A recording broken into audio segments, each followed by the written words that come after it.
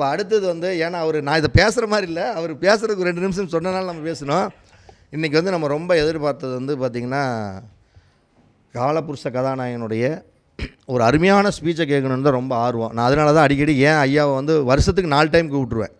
ஏன் கூப்பிட்றேன்னா நல்ல கருத்துக்களை எப்படியாவது மக்களிடையே துணிக்கணும் அப்படிங்கிறதுல என்னோடய கான்ஃபிடன்ட் அதிகமாக இருக்குது.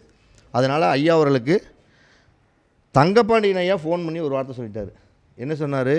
பொன்னையாசாமி ஐயா வந்திருக்காரு, என் சார்பில் ஒரு பொன்னாடை ஒன்று போத்திடுங்க, அதுக்கப்புறம் உங்கள் சார்பில் போட்டுக்குங்கன்ட்டார். அதனால் இப்போ வந்து பொன்னையாசாமி ஐயா அவர்களுக்கு தங்கப்பாண்டியன் ஐயா சார்பாக இந்த ஒரு பொன்னாடையை போர்த்தி மகிழ்விக்கிறோம்.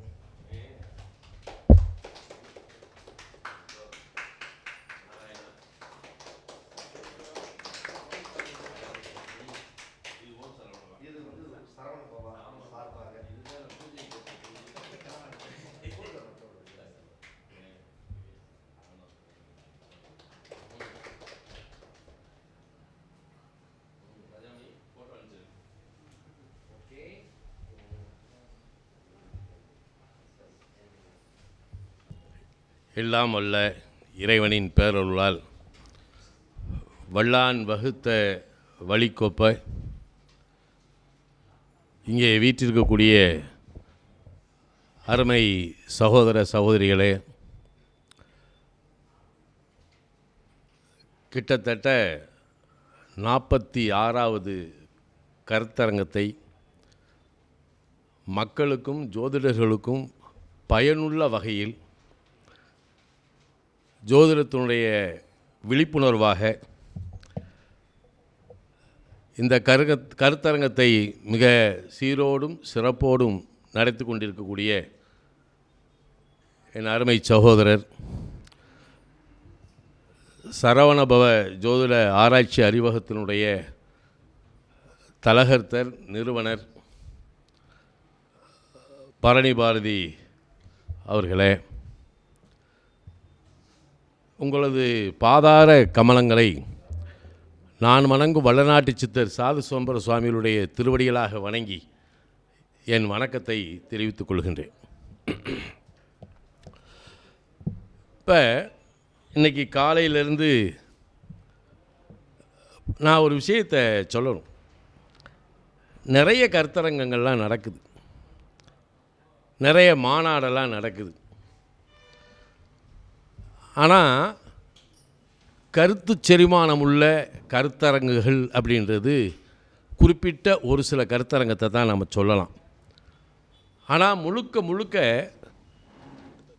ஜோதிடம் சார்ந்த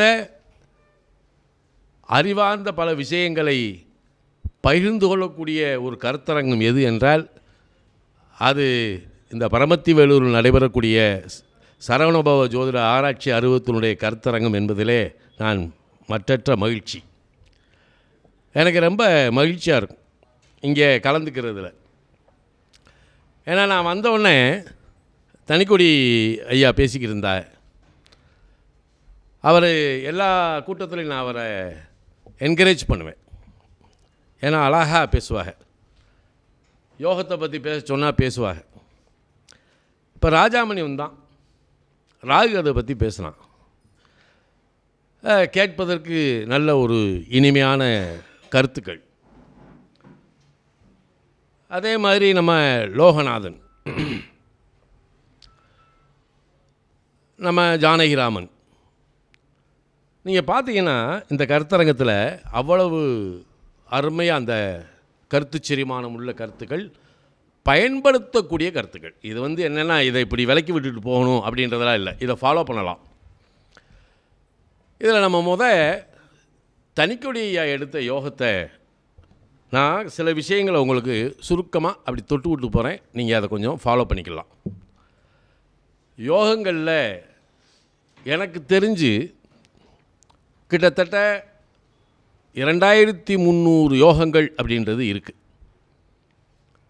ஆனால் நம்ம பெரியவங்க என்ன செஞ்சாங்க அப்படின்னா, இதில் பயனுள்ள யோகங்கள் எது எது அப்படின்னு பிரித்து எடுத்து அதற்கு சில விளக்கங்கள்லாம் கொடுத்து அதை மட்டுமே நமக்கு மனதில் பதியும்படி சில விளக்கங்களை கொடுத்துட்டு போயிருக்காங்க.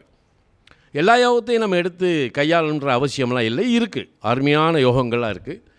இந்த யோகங்களை மட்டுமே பேசணும் அப்படின்னா அதில் முக்கியமான யோகங்கள் என்னென்ன, அது எப்படி நம்ம வாழ்க்கைக்கு பயன்படுது அப்படின்றத நான் இன்னொரு கருத்தரங்கத்தில் நான் உங்களுக்கு அது தெளிவாக கொடுக்குறேன். இப்போ அவர் பஞ்சமகாபுருஷ யோகத்தை பற்றியெல்லாம் பேசினார். நம்ம ஜாதகத்தை எடுத்த உடனே நம்ம பெரியவங்கள் இந்த யோகங்களில் முதல் 4 யோகம் சொல்லியிருக்கான். இதை நீங்கள் சரியாக ஆய்வு பண்ணாலே நீங்கள் மிகப்பெரிய ஜோதிடர் ஆகிடலாம்.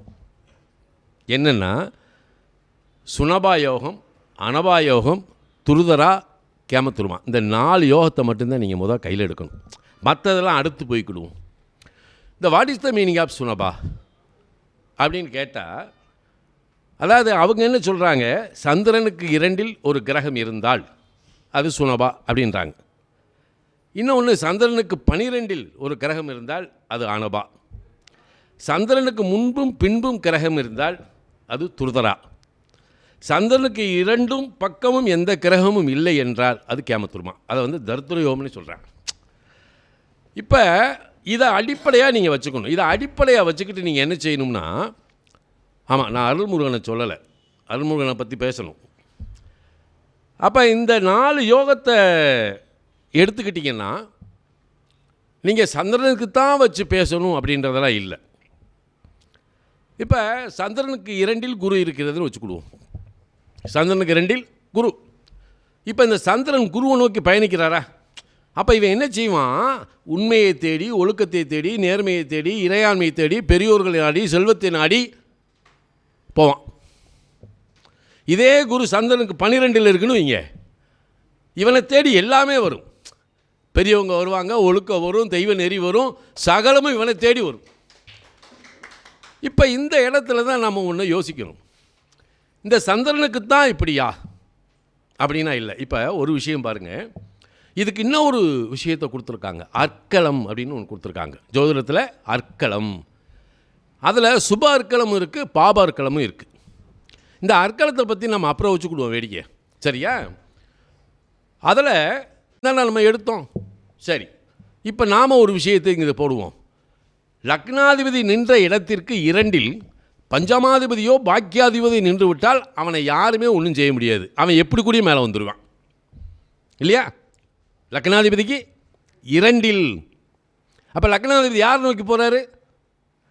பஞ்சமாதிபதி பாக்கியாதிபதி நோக்கி போகும்போது என்ன ஆகும்? சகலமும். இப்போ இது மாதிரி இப்போ தனஸ்தானாதிபதி இருக்கிறார், 2 கூடையவர் நின்ற இடத்திற்கு 2இல் பாக்கியாதிபதி நின்றாரு, பஞ்சமாதிபதி நின்றாரியா, நம்ம திரிகோணத்தை எடுப்போம் இல்லையா? அதே தான் இது. அப்போ தனஸ்தானாதிபதிக்கு பஞ்சமத்திலோ பாக்கியத்திலோ பஞ்சமாதிபதி நின்ற வீட்டுக்கு பஞ்சமத்திலோ பாக்கியத்திலோ தனஸ்தானாதிபதியோ அல்லது லாபாதிபதியோ லக்னாதிபதியோ நின்றால் அது என்ன செய்யும்? அவனை எந்த காலத்திலையும் அவனுக்கு வரக்கூடிய சிறப்புகளை யாரும் தடவோட்டு அடக்கவே முடியாது, மறுக்கவே முடியாது. இப்படி ஜாதகத்தில் நம்ம குறிப்பாக சில விஷயங்களை நம்ம என்ன செய்யணும், எடுத்து பார்க்கணும், கொஞ்சம் பொறுமையாக பார்க்கணும், அவ்வளோதான்.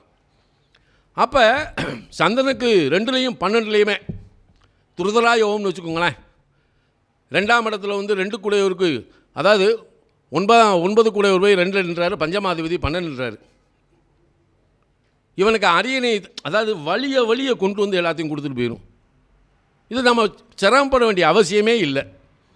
அப்போ இப்படி இந்த யோகத்தில் இந்த 4 யோகத்தை அடிப்படையாக வச்சு நீங்கள் ஜாதகத்தை ஆய்வு பண்ணிங்கன்னா அதில் பல மர்மங்கள் இருக்கிறது. நம்ம நினைப்போம், இது ஏன் இன்றைக்கி இவன் காசு கொடுத்தான், 2ஆம் இடம் இண்டிகேட் பண்ணாது, சந்திரன் இவனுக்கு 8இல் போய்கிட்டு இருக்கும். ஆனால் ஒருத்தன் இந்தாங்க மாப்பிள்ள, நான் அன்றைக்கி வாங்கினேன்ல 10,000 ரூபா, இந்தாங்க வச்சுக்கோங்க அப்படின்னு கொடுப்பேன். எப்படி? அப்போ அந்த இடத்துல தான் நீங்கள் பார்க்கணும், இவனுடைய தனஸ்தானாதிபதியோடு பாக்கியாதிபதியினுடைய சம்பந்தம் ஏதாவது ஒன்று கோச்சாரத்தில் இண்டிகேட் பண்ணிக்கிட்டு இருக்கும், வந்து கொடுத்துட்டு போயிடுவான். இப்படி இந்த யோகத்தினுடைய நிலையை இது சாதாரணம் தான். இதை நீங்கள் உங்கள் ஆய்வு கொண்டு போங்க. இதை வச்சு தான் நான் அதாவது நாடி அப்படின்னு இவங்க கொண்டு வந்தாங்க. நாடி ஜோதிடம் அப்படின்னு கொண்டு வந்தாங்க. இந்த நாடி ஜோதிடத்தை இங்கே தமிழ்நாட்டுக்குள்ளே கொண்டு வந்ததுக்கு மூல காரணம் யாருன்னா பொன்னையா தான். எப்படின்னு சொல்கிறேன். இப்போ ஹைதராபாத்தில் நாங்கள் அந்த காலத்தில் ஹைதராபாத் கான்ஃபரன்ஸு, டெல்லி, பாம்பேன்னு போய்கிட்டு இருக்கும்போதெல்லாம் ஹைதராபாத்தில் ஒருத்தர் வந்தார். வந்து நான் நாடி ஜோதிடம் பார்ப்பேன் அப்படின்னார். நாடினா நம்ம இன்னும் ஏடில் பார்க்குறது தான் நாடின்னு சொல்லிக்கிருப்போம் இல்லையா? அகத்தியர் நாடி, பதஞ்சலி நாடி அப்படின்னு நிறைய பேர் வச்சுருக்கிறாங்க. கடைசியில் நாடியே இவங்க எழுதியே, ஏதாவது ஏடை வந்து எழுதியே கொடுத்து அதுக்கு ட்ரைனிங் கொடுத்து அனுப்புகிறாங்கன்றது அடுத்து. ஆனால் ஒரிஜினல் ஏடெல்லாம் இருக்குது, நான் பார்த்துருக்கேன். ஏன்னா அதிலெல்லாம் உங்களுடைய பலாபலன்கள் வந்து நடந்தது அப்படின்னு கரெக்டாக வரும். நடக்க போகிறத சொல்லும் போது டிஃபெக்டே வந்துடும். அது வேறு. ஆனால் இவங்க நாடி எதை வச்சு எடுத்தாங்கன்னா இந்த சுனபா, அனபா, துருதலா, கேமத்துரமா இதை வச்சு தான் நாடி சுத்திரத்தை எடுத்தாங்க. 94 ஈரோட்டில் கல்லுக்கடைமேட்டில் ஒரு கான்ஃபரன்ஸ் நடக்குது. அந்த கான்ஃபரன்ஸில் மிகப்பெரிய கான்ஃபரன்ஸ். அதில் வெளியூர்லேருந்து வந்தவங்க, வெளியில் மாநிலத்திலேருந்து வந்தவங்களெல்லாம் அவங்களுக்கு இந்த அக்காமடேஷன்லேருந்து எல்லாத்தையுமே பொறுப்பாக பார்த்துக்கிட வேண்டியது ஏன் பொறுப்பில் விட்டாங்க. அப்போ கல்கட்டாவிலேருந்து டேஜன் போஸ் அப்படின்ற ஒரு பெரிய மாமேதை அங்கே வந்தார். அவரை வந்து ரூமுக்கு அழைச்சிட்டு போகிறது, அவரை கொண்டு வந்து கான்ஃபரன்ஸ் ஹாலுக்கு கொண்டு வர்றது மிகப்பெரிய ஞானி. அப்போ அவர் இந்த 2 நாள் 3 நாள் நான் அவருக்கு அவருடைய பணிவிடைகள் எல்லாம் பெரியவங்க. அவருக்கு நான் செஞ்சதை பார்த்து அவர் ரொம்ப புலங்காயுதம் பண்ணி அவர் என்ன செஞ்சிட்டாரு, உனக்கு நாடியை நான் சொல்லித்தர்றேன் அப்படின்னு சொல்லிட்டு அவர் நாடியை எனக்கு சொல்லி கொடுத்தாரு. பேர் எப்படி செலக்ட் பண்ணுறது அப்படின்னு. எனக்கு மண்டையிலே ஏறலை. ஏன்னா எனக்கு தெரிஞ்சதெல்லாம் ஒன்று கேபி தான். கேபியில் உரிச்சு உப்பை தடவிடுவேன். ஆனால் இது ஏறலை. அவர் சொல்கிறதுக்கெல்லாம் ஊன்றேன். ஆனால் அவர் ஒரு புத்தகம் கொடுத்தார், பிருகுநந்தி நாடி அப்படின்னு சொல்லி ஒரு புத்தகம். ஷார்ட் அண்ட் ஸ்வீட்டாக ஒரு புத்தகம், இங்கிலீஷில், ஆங்கில புத்தகம். சரி, நமக்கு ஆங்கிலத்தை புரிஞ்சுக்கிற அளவுக்கு அறிவு இருக்கான அது இல்லை. இதை நான் என்ன செஞ்சேன், அப்போ குருராம சுப்பையா, நாங்களாம் குருராம சுப்பையாலாம் ஒரே செட்டு உள்ள எங்கே வேணாலும் போவோம். நாங்களும் ராஜன், நான், சிவா மேகநாதன், உலகநாதன், இவன் சென்னை, எல்லாருமே மாரிசையா, எல்லாருமே எங்கே போனாலும் ஒன்றா தான் போவோம். எந்த கான்ஃபரன்ஸ், கருத்தரங்கம், கருத்துப்பட்ட எதாக இருந்தாலும் நாங்கள் இருப்போம் தமிழ்நாட்டுக்குள்ளே. அப்போ அவர்கிட்ட இருந்தாங்க இந்த புத்தகத்தை என்னென்னு பாருங்கள் அப்படின்னு சொன்னேன். அவர் அதை கொண்டு போய் தமிழாக்கம் பண்ணார். தமிழாக்கம் பண்ணி அவர் தான் முத நாடியை எடுக்க ஆரம்பித்தார். அதுக்கப்புறம் தான் தமிழ்நாட்டுக்குள்ளே நாடின்றதே உள்ள பிரபலியமாச்சு. நம்ம எல்டி துரைராஜ் இருக்கார்ல, அவர் குருராம சுப்பையோட சிஷியர், மிகப்பெரிய அற்புதம் ஞானி. எல்லாம் வளர்த்தாங்க ஒவ்வொருத்தரும். அதுக்கப்புறம் வந்து அதை டெவலப் பண்ணாங்க. அதெல்லாம் நம்ம பாராட்டி தாகணும்.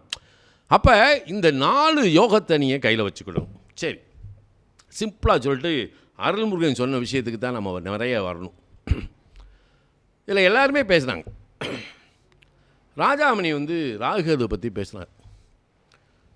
2003 விதியின் சூட்சுமத்தில் ராகுகேது அப்படின்னு ஒரு கட்டுரையை ஜோதிட பூமிக்கு கொடுத்தோம். தனியாக ராகுகேது பேச்சியப்போ விதியின் சூட்சுமத்தில் ராகுகேது. இந்த ராகுகேதுனுடைய மர்மத்தை நீங்கள் ரொம்ப புரிஞ்சுக்கணும். ஏன்னா இப்போ ஷார்ட்டாக சொல்லுவாங்க, ராகுகேதுக்கு வீடு கிடையாது அப்படின்னு நம்ம சொல்லிடுவோம். அதுக்கு அவங்க என்ன சொல்கிறாங்க, ராகு சாயா கிரகங்கள் எப்படி பலனளிக்கும் அப்படின்னு வரும்போதே அவங்க கரெக்டாக ஒரு விஷயத்தை கையில் கொடுத்துட்டு போயிட்டாங்க. என்னென்னா, ராகு தான் நின்ற வீட்டதிபதியின் பலனை செய்வார், தான் நின்ற நட்சத்திராதியின் பலனை செய்வார், தன்னோடு சேர்ந்த பலன்களை செய்வார், தான் பார்த்த வீடுகளுடைய பலன் செய்வார். சோழி முடிச்சு போட்டாங்களா எல்லாமே. இதுக்குள்ளே இது மீறி எங்கே போக போகுது இல்லையா? இந்த 2 பேர் இவங்க நிற்கக்கூடிய இடத்த வச்சு இவன் பார்க்குறது, சேர்ந்தது, நின்னது, வச்சதை வச்சு பார்த்தா இவங்க கண்ட்ரோலில் தானே எல்லாமே இருக்குது. அப்போ வானமண்டலத்தில் சுழலக்கூடிய அந்த சப்த கிரகங்களுடைய செயல்பாடு எல்லாமே இவங்க கண்ட்ரோலுக்குள்ளே வந்துடுது. அப்போ சாயா கிரகங்களுடைய நிலை தான் மிகப்பெரிய ஒரு இது.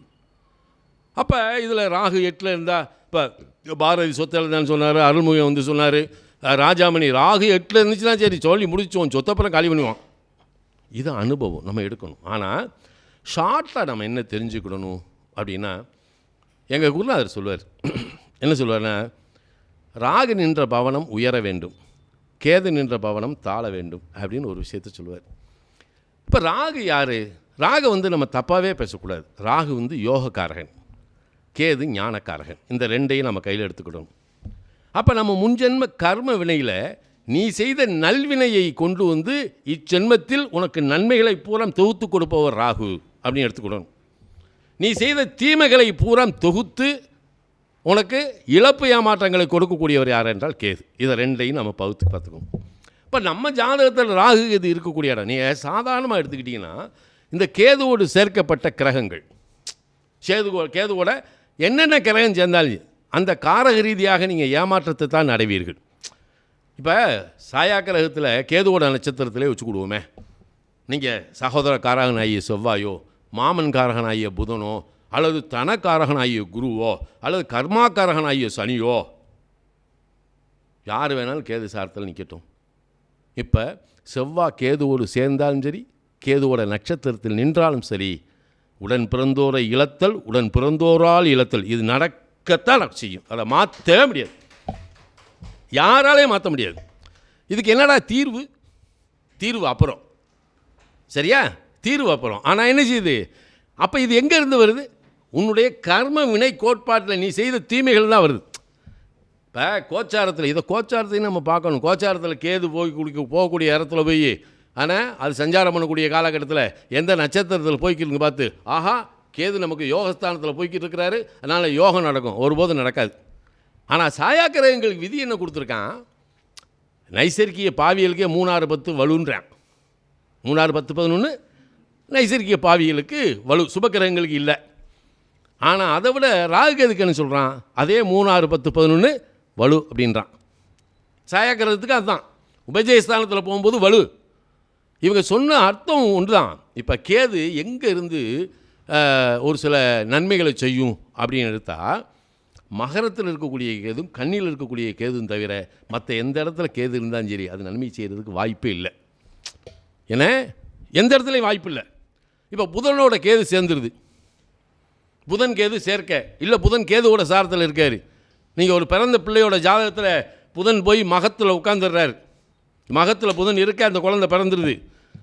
மாமே அங்கேருந்து பார்க்க வர்றான், ஸ்டாப், அவனை அங்கே நிப்பாட்டிடணும். ஏன்னா அங்கேயே நிப்பாட்டிடணும். இந்த புதன் கேது சேர்க்கை அல்லது புதன் கேதுவோட நட்சத்திரம் இருந்தால், புதன் கேதுவோட நட்சத்திரம் இருந்தால் மாமனை எப்படிப்பட்டவனையும் டவுன் பண்ணி விட்டு போயிடும். புதன் கேதுவோடு சேர்க்கப்பட்டால் மாமன் மைத்துனராலேயே இவன் ஏமாந்து வீணாக போவேன். நீங்கள் எந்த ஜாதகத்தில் எப்படி வேணாலும் எடுத்து பாருங்கள், இந்த ஏமாற்றம் இருக்கத்தான் செய்யும். இது நிதர்சனமான உண்மை. சரி, இதை விட இதில் நிறைய விஷயங்கள் இருக்குது. காலபுருஷ தத்துவத்தில் இந்த 3ஆம் இடத்ததிபதி அப்படின்னு வரும் புதன். இதை ரெட்டப்பட ராசியாக வச்சுருக்கான். இதில் கதை பிடித்த ஆணும் கயல் பிடித்த பெண்ணும், ஒரு ஆணினுடைய வீரத்தையும் பெண்ணினுடைய நளினத்தையும் பறைசாற்றுகின்ற இடம் தான் புதன். இது மிதுனம். நம்ம மிதுனத்தை அசால்ட்டாக எடுத்துக்கூடாது. இப்போ இந்த இடத்துல தான் நம்ம அருள்முருகன் பேசக்கூடிய இடத்துக்கு இதை அப்படியே ஒரு கோட் பண்ணி கொண்டு போவோம். எப்படின்னா, 8ஆம் இடத்தை பற்றி ரொம்ப அற்புதமான ஒரு பேச்சு பேசினார். நான் இந்த காலத்தில், நான் 93 கிளாஸ் எடுக்க ஆரம்பித்த காலத்திலேருந்து இந்த அட்டமா ரகசியம் அப்படின்ற ஒரு விஷயத்தை பற்றி தான் என் ஸ்டூடெண்ட்டுக்கே எடுப்பேன். இன்றைக்கி பேசியிருக்கேன், பல மேடைகளில் பேசியிருக்கேன். எப்படி? இப்போ ஒவ்வொரு பாவமும், எந்த பாவம், நம்ம லக்கணத்துக்கு எந்த பாவமாக இருந்தாலும் சரி, ஒவ்வொரு பாவமும் அதன் 8ஆம் பாவத்தை சார்ந்தே இருக்கிறது அப்படின்ற ஒரு உண்மையை நம்ம புரிஞ்சுக்கிடணும். எப்படி? இப்போ ஒன்றும் இல்லை, ஒரு லக்கணம் உதயமாகுது அப்படின்னு நம்ம எடுப்போம். இப்போ மேச லக்கணம், காலபுருஷனுடைய லக்னம் இது மேசம். இந்த மேசம் எப்படி உதயமாச்சு அப்படின்னு நம்ம தெரியணும்ல. ஒரு குழந்தை இந்த இடத்துல பிறக்குது. இந்த குழந்தை பிறக்கிறதுக்கு காரணம் யார்? அப்பா அம்மா. அப்பா அம்மா இல்லாமல் வருமா? என்ன நம்ம என்ன மாலத்தில் இருந்தால் குதித்தோம்? இப்போ அப்பாவோட இது தனுசு, அவருக்கு 12ஆம் இடம் விருச்சியம் இல்லையா? தாயார் தான கடகம், அவளுக்கு இது 5ஆம் இடம். அப்போ இவருடைய அயனசேன போகத்திற்கு அவள் விருப்பமுடன் உடன்படுகிறாள். இங்கே 5 12 கூடுதா? 5ஆம் பாவமும் 12ஆம் இடமும் உல்லாச சல்லாபம். விருச்சி என்னது? யோனின்னு. அப்போ இந்த 5 12 உல்லாச சல்லாபம் நடக்கும்போது இவருடைய வயிற்றிலே கரு உருவாகிறது. அந்த கரு அந்த யோனி வாசல் வழியாக வெளியே வரும்போது உதயமாகக்கூடிய லக்கணம் தான் மேசம். அப்போ இந்த லக்கணத்தை பார்க்கணும்னா லக்கணத்துக்கு சூட்சுமம் எங்கே இருக்குது? அதற்கு 8ஆம் இடத்தில் இருக்கிறது. இவங்க அந்த காலத்தில் ஜாதகத்தை கொண்டு போனோன்னே தனக்கொடி ஐயா மாதிரி வயசான ஆளுகள், அந்த காலத்தில் நான்லாம் ஒரு நல்ல ஒரு வயசானவங்களாம் போய் பார்த்து ஒரு பிளெஸிங் வாங்குவேன். அவங்க எப்படி பேசுகிறாங்க, ஒரு நாள் பூரா உட்காந்துருப்பேன், இவங்க எப்படி பேசுகிறாங்க. அந்த காலத்தில் நான் பார்த்த அதிசயத்தக்க ஜோதிடர்கள்லாம் இருக்காங்க சாமி. ஏன்னா வெறும் வாக்கியம்தான், வெறும் ராசி தான், அப்படியே புட்டு வைப்பான்.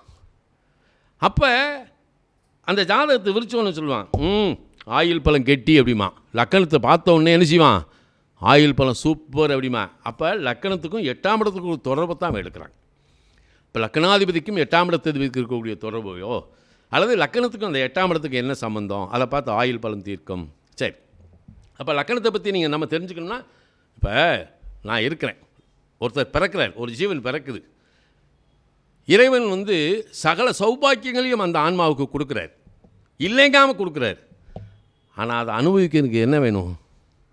ஆமாம் இல்லையா? எனக்கு 1000 ஏக்கர் இருக்குது, 80 லாரி இருக்குது, 78 பஸ் இருக்குதுன்னு சொன்னால் அனுபவிக்கிறதுக்கு நீ இருக்கணும்லடா, இல்லையா? அப்போ அந்த ஆயுள் பழம் அப்படின்றத அந்த 8ஆம் இடத்துக்குள்ளே போய் வச்சான். சரி, ஆயுள் பழம் வேணும். இப்போ ஒரு அழகாக இதை மட்டும் அந்த இதை சொல்கிறேன். அவர் ரொம்ப அழகாக அந்த 8ஆம் இடத்தை பற்றி எவ்வளவு அழகாக சொன்னார் தெரியுமா? அதோடைய அர்த்தத்தை நம்ம புரிஞ்சுக்கிட்டோம்னா நம்ம எதுக்குள்ளேயே வேணாலும் போகலாம். இப்போ தனஸ்தானம்னு இருக்குது, காலபுருஷனுடைய 2ஆம் இடம் இல்லையா? தனஸ்தானம். இந்த 2ஆம் இடம் நாம் அன்றாட பிளங்குற படம் தான். நம்முடைய 2ஆம் இடம் அன்றாடம் பாக்கெட்டில் வச்சு பிளங்குறோம், வீட்டில் வச்சு பிளங்குறோம். அதை தனஸ்தானம்னு சொல்கிறான். எதுக்கு இந்த அன்றாட பணம்? குடும்பத்திற்காக. 2ஆம் இடம் குடும்பம். இப்போ குடும்பத்துக்காக தான் செலவழிக்கிறோம் அன்றாடம். அப்போ இவனுக்கு கையில் பணம் வரணும்னா, இப்போ நம்ம பரணி ஐயா இருக்கார், அவர்கிட்ட போனோடனே, பரணி எனக்கு அர்ஜென்ட்டாக ஒரு 10,000 ரூபா வேணும் அப்படின்னோடனே, இந்த இருங்க சாமி ஒரு நிமிஷம், ஏடிஎம்மில் போய் எடுத்துருவா அப்படின்றார். அவர் பேங்கில் பணம் வச்சுருக்கார் 10 லட்ச ரூபா. நான் கேட்டோன்னே 10,000 ரூபா எடுத்து கொடுக்குறாரு. பேங்கில் பணம் இல்லைன்னா, சாமி நீங்கள் வேறு, நானே இப்போ எவன்ட்டையாவது கேட்கணும், இல்லைன்னா என்ன செய்வார்? அப்படி தானே சொல்லுவார். அப்போ இந்த பேங்குன்ற நிதி எங்கே இருக்குது? 9ஆம் இடத்தில் இருக்கிறது. அப்போ தனஸ்தானத்தினுடைய சூட்சுமம் எங்கே இருக்குது? அதற்கு 8ஆம் இடமாகிய 9ஆம் இடத்தில் இருக்கிறது. இந்த 9ஆம் இடத்துல என்ன சொல்லலாம்? நிதியும் நீதியும் இருக்கிறது. அங்கே தெய்வம் இருக்காங்க, பெரியவங்க இருக்காங்க, தாய் தந்தை இருக்காங்க, குருமார்கள் இருக்காங்க, செல்வம் அங்கே இருக்குது. அப்போ நீ ஆலயம் வந்து அங்கே தானே இருக்குது, நீ ஆலய வழிபாடு பண்ணிட்டு வாடான்னு சொல்கிறேன். இந்த கோயிலுக்கு போகிறது ஒன்றும் சும்மா இல்லை. அப்போ கோயிலுக்கு போக போக என்ன ஆகுது? தெய்வத்தினுடைய அனுக்கிரகத்தை அருளை பெற பெற பொருள் உனக்கு தானாக வரும்டான்றான் இல்லையா? அதோட 8ஆம் இடம் எங்கே இருக்குது? ஒவ்வொரு பாவம் 2ஆம் இடத்துல. அப்போ இந்த இடத்த தான் 2 கூட ஒரு சுக்கிரன், பாக்கியாதிபதி குரு, இவர்கள் ஏதேனும் ஒரு விதத்தில் நம்ம ஜாதகத்தில் அப்படியே லைட்டாக ஒரு பார்வை மட்டும் பார்த்துக்கிட்டாயின்னு வைங்க, நமக்கு என்றைக்குமே காசு பண்ணுறதுக்கு குறையே வராது. இதான் அப்படியே கொண்டு போகலாம் இல்லையா? தனஸ்தானாதிபதி சுக்கிரன், பாக்கியாதிபதி நீதிஸ்தானம் யார்? குரு. இவங்க 2 பேத்துக்கும் சம்பந்தம். அப்போ 2ஆம் இடத்துடைய சூட்சுமம் அதற்கு 8ஆம் இடமாகிய பாக்கியத்தில் இருக்கிறது. இப்போ தெரியுதா நம்ம எதுக்குடா கோயிலுக்கு போக சொல்கிறோம்? பெரியவங்களை வணங்குங்க, குருமார்கள்ட்ட ஆசீர்வாதம் வாங்குங்க அப்படின்னு எதுக்கு சொல்கிறோம்? நீ நல்லா இருப்ப. இப்போ 9ஆம் இடத்தினுடைய அணுக்கரகம் இருந்தால் அவனுக்கு குடும்பமும் பொருளாதாரமும் இயற்கையாக அமையும். அவன் சொல்லுக்கு ஒரு அதாவது அவன் சொல்லுக்கு ஒரு மரியாதை இருக்கும். நல்லா பார்த்தீங்களா? இது இயற்கை. சரி, இதை விட்டு போவோம். 3ஆம் இடம் வருகிறது. இந்த 3ஆம் இடத்துல என்ன இருக்குது? மிதுனம்ன்றான். அது இரட்டைப்படை ராசி. அதில் என்ன இருக்குது? இயக்குதல் இயங்குதல் 2 இருக்குது. இயக்குதல் இயங்குதல். ஆனால் அதை ரொம்ப அழகாக என்ன சொல்கிறான்? ஒரு மனிதனுடைய எண்ணம், எழுத்து, இயக்கம், ஆற்றல், பேராற்றல், சக்தி, வீரியம் அப்படின்னு ஒன்று இருக்குது இல்லையா?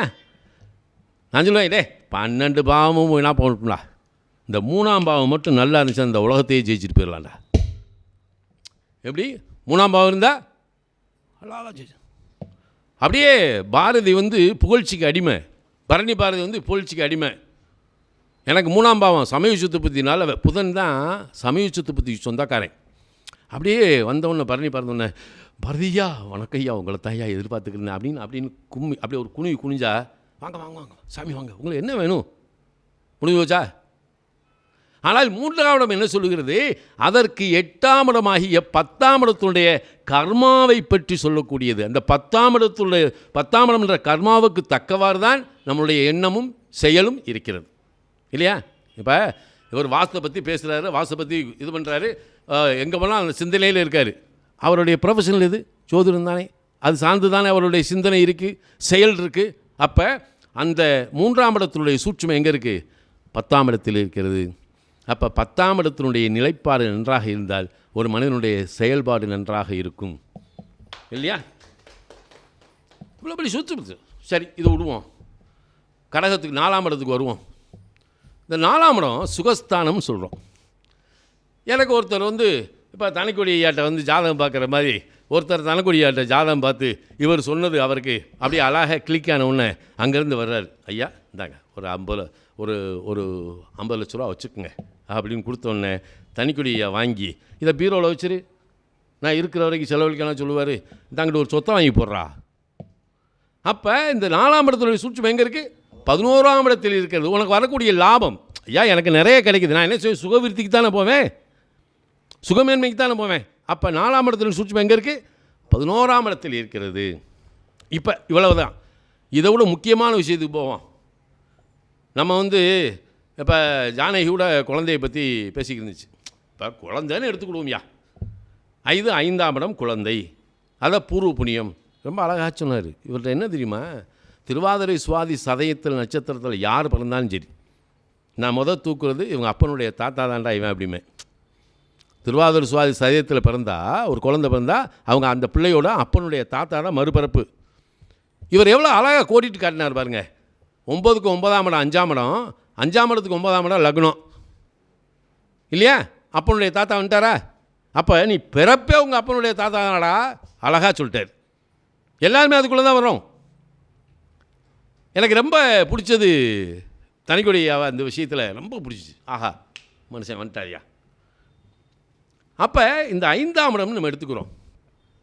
இந்த 5ஆம் இடத்துக்கு 8ஆம் இடம் எது? 12ஆம் இடம்.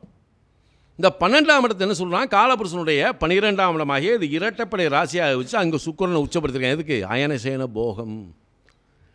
சரி, கணவன் மனைவி உறவு இல்லாமல் ஒரு குழந்தை பிறந்துருமா? அப்போ 12ஆம் இடம் சரியில்லை அப்படின்னா அவனுக்கு குழந்தை பிறக்குமா? 3ஆம் இடம் என்ற அந்த வீரியஸ்தானம் நல்லா இல்லைன்னா குழந்தை பிறந்துருமா? அப்போ அந்த 12ஆம் இடத்தில் எவ்வளவு நன்றாக இருக்கிறதோ அவ்வளவு ஆரோக்கியமான குழந்தை அந்த 5ஆம் இடத்தில் கிடைக்கும் அப்படின்றேன். எப்படி ஆரோக்கியமான குழந்தை? 12ஆம் இடம். அதுக்கு 8ஆம் இடத்துல தான் இருக்குது. சார், கலைவு இல்லாமல் குழந்தை பிறந்துருமா சார்? எங்கேயாவது யாருக்காவது பிறந்தாலே ஆனானப்பட்ட ராமலிங்க வள்ளலாரே நெஞ்சார் தாயின் வயிற்றில் பிறந்தவர் தான். நம்ம அவரோட உயர்ந்து பேச வேண்டாம் இல்லையா? இன்றைக்கி நமக்கு தெரிந்த சன்மார்க்கத்தினுடைய நிலையை அவர் நம்ம தமிழ்நாட்டில் இருந்துக்கிட்டு ஒரு சன்மார்க்கத்தை பற்றி பேசும்போது வள்ளலாரை பற்றி பேசினா தான் அது உயர்வாக இருக்கும். அதாவது அனுத்தேகி சாதாரண விஷயம் இல்லை. பிறப்பால் ஒரு ஆன்மாவாக பிறந்து தாயின் கருவறையில் பிறந்து தன்னுடைய நிலையில் அணுவாக மாறியவர். அணு இப்படி கையை விட்டோம்னா இங்கே தடுக்குதுல, வள்ளலாட்டு இப்படி கையை விட்டா இப்படி வெளியே வந்துடும். அணுத்தேகி அப்படியே அந்த வெள்ளாடை அப்படி பொத்தலைன்னா சரி, எல்லா பேரும் பொத்து விழுந்துருவேன். அவ்வளோ பிரைட்டுங்க. அப்பேற்பட்ட ஒரு ஆன்மா கூட ஒரு தாயின் கருவறையில் இருந்தது. அப்போ என்னது? இப்போ இந்த இடத்துல நம்ம பல விஷயங்கள் எடுக்கலாம். கல்யாணம் முடித்தவொடனே இவன் சாந்தி முகூர்த்தத்துக்கு நேரம் குடிச்சு கொடுக்குறேன். இவன் நேரம் குடிச்சு கொடுத்த நேரத்தில் தான் அவன் சேர்றான்னு இவனுக்கு என்ன தெரியும்? சரியா? இதோட ஆட்டிசம் குழந்தைகள் பிறப்பதற்கு என்ன காரணம் அப்படின்னு, ஏன்னா ஆட்டிசம் குழந்தைகள் இப்போ நிறைய வந்துருச்சு. அதை ஆய்வு பண்ண போகும்போது எனக்கு கிடைச்ச ஒரு முத்தான விஷயம், இறைவனின் மீனாட்சி அன்னை மீனாட்சி எனக்கு கொடுத்த ஒரு விஷயம். கணவன் மனைவி கான்ஸ்டிபேஷன் மலச்சிக்கலோடு அவன் உடலுறவு கொண்டிருந்தானா அந்த பிள்ளை அப்படி தாண்டா பிறக்கும்னா. நீங்கள் நல்லா டெஸ்ட் பண்ணி பாருங்கள் சாமி.